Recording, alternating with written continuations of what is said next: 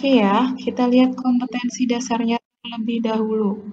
Sebenarnya udah Ibu paparkan sih di pertemuan sebelumnya, yaitu di pengetahuan kita ada di KD 3.2 dan di KD 4.2. Nah, semuanya ini mencakup pada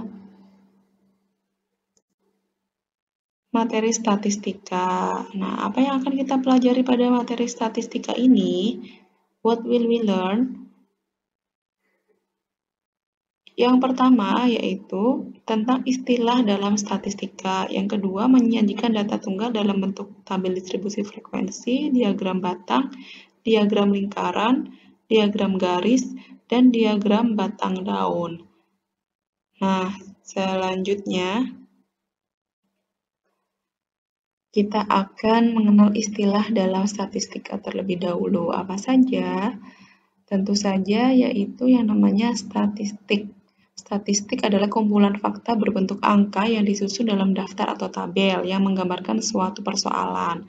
Nah, sedangkan statistika itu adalah ilmunya, ilmu pengetahuan yang mempelajari cara mengumpulkan data, mengolah data, menyajikan data, menganalisis data, penarikan kesimpulan, serta membuat keputusan yang cukup beralasan berdasarkan fakta tentunya.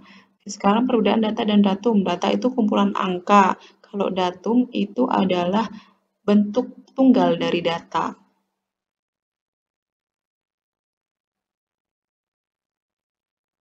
Istilah yang lain yaitu tentang jenis-jenis data ini guys.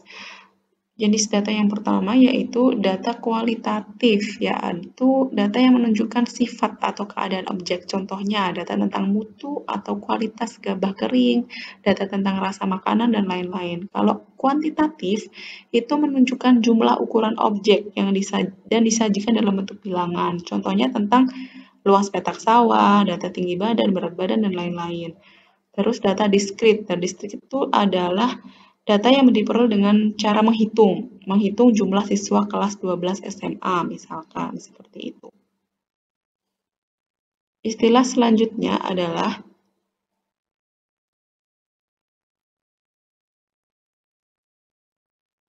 data kontinu. Data yang diperoleh dari hasil mengukur, misalkan mengukur suhu badan, berat badan, tinggi badan, dan lain-lain. Selanjutnya yaitu tentang populasi. Populasi itu sekumpulan orang atau objek yang akan diteliti. Contohnya seluruh siswa kelas 12 SMA Darul Quran. Nah, kalau sampel itu bagian dari populasi. Kalau populasinya seluruh siswa kelas 12, maka sampelnya bisa jadi kelas 12 IPA C saja atau 12 IPS C saja. Oke, selanjutnya kita akan membahas penyajian data tunggal. Yang pertama yaitu bentuk tabel distribusi frekuensi. Nah, langsung contohnya saja. Upah harian dalam ribuan rupiah dari 20 pekerja pada sebuah pabrik adalah sebagai berikut. Buatlah distribusi frekuensi data tersebut. Nah, ini adalah data upahnya ya.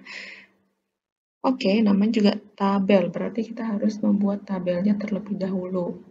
Terdiri dari 3 kolom, yaitu kolom upah, turus atau tali, dan frekuensi. Kita tulis upahnya dari yang terkecil hingga yang terbesar. Nah, setelah itu kita data satu persatu. 47 kita tulis di 47, 55 kita tulis di 55, 42 kita tarik garis di 42, lalu 47 lagi, terus 68 dan seterusnya ya sampai 68 yang terakhir itu tadi. Nah, ini namanya turus atau tali. Ini untuk memudahkan kita supaya tidak terlewat mendata. Kalau misalkan kita tidak buat turusnya, dikhawatirkan kita hanya melihatnya saja itu dikhawatirkan akan terlewat datanya. Misalkan 35-nya ada berapa ya? 47 ada berapa ya? Nah, itu khawatirnya terlewat. Kalau kita pakai turus atau tali seperti ini, insya Allah datanya tidak akan terlewat karena kita lihatnya kan satu persatu. Oke, setelah ini udah nyampe mana ini 47 lagi, terus 42, 55, 55 lagi, terakhir 68. Setelah itu kita hitung turusnya ada berapa, kita input di frekuensi 1, 4, 7, 4, 2, 2. Totalnya kita hitung, kita tambahkan. Ada 20, pas kan? Nah, yang kedua itu dengan diagram batang. Diagram batang itu kita buat dulu sumbu X dan sumbu Y-nya. Kita gunakan data yang sama seperti tabel yang sebelumnya ya. Kita tulis di sumbu X itu adalah upahnya, yaitu 35.000, 42.000, 47.000, 55.000, 60.000, dan 68.000. Ingat ini dalam ribuan ya. Di upah. Yang sumbu Y-nya kita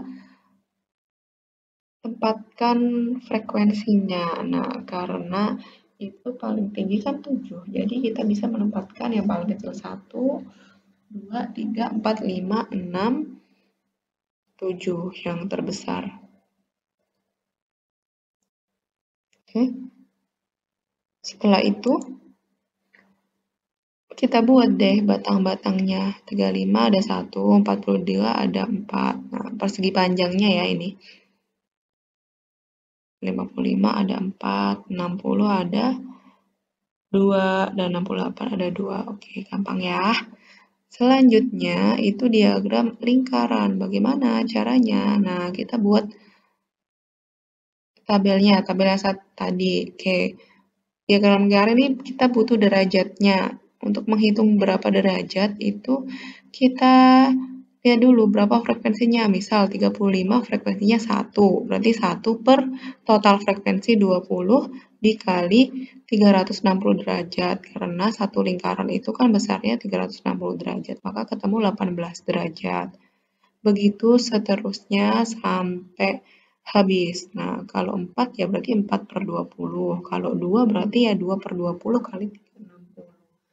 Pernya itu per total frekuensinya. Setelah tahu derajat-derajatnya, baru deh kita tampilkan ke diagram lingkarannya. Kita buat lingkaran dulu, lalu kita ukur dengan busur derajat. 18 derajat itu seberapa gitu. 72 derajat. Terus 36 derajat. Dan sisanya 36 lagi. Sisanya 126 derajat. Oke, setelah itu kita kasih keterangan supaya pembacanya mudah untuk membaca data kita. Misalkan yang oranye itu adalah upah Rp35.000, merah upah Rp42.000, dan seterusnya.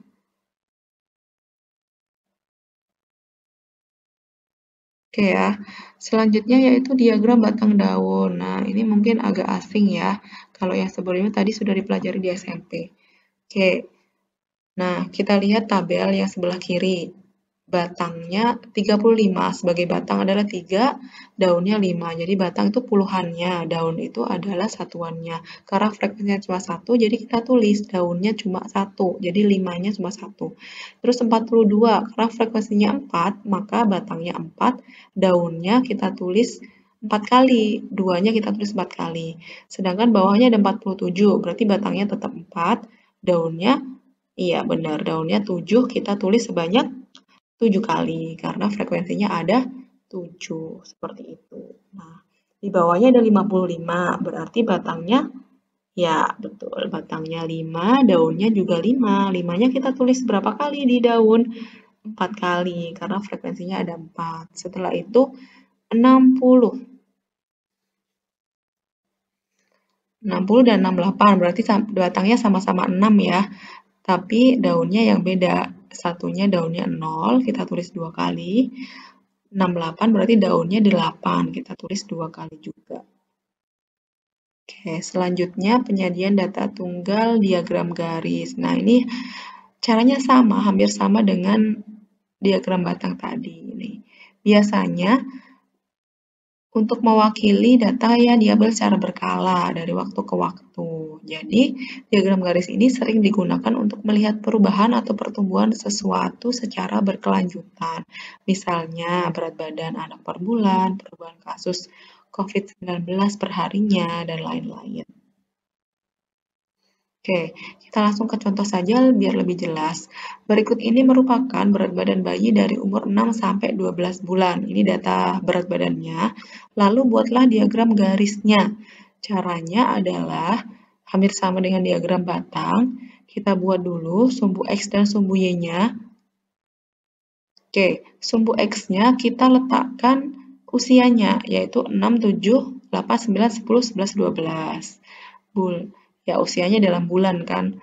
Nah, lalu di diagram di sumbu Y-nya kita letakkan berat badannya. Setelah itu kita lihat kita pasangkan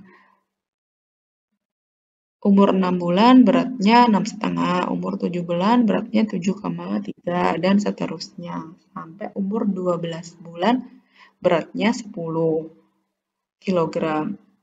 Nah, setelah dibuat titik, lalu kita hubungkan titik-titik tersebut dengan sebuah garis sampai selesai. Nah, ini namanya diagram garis, guys. Seperti itu ya.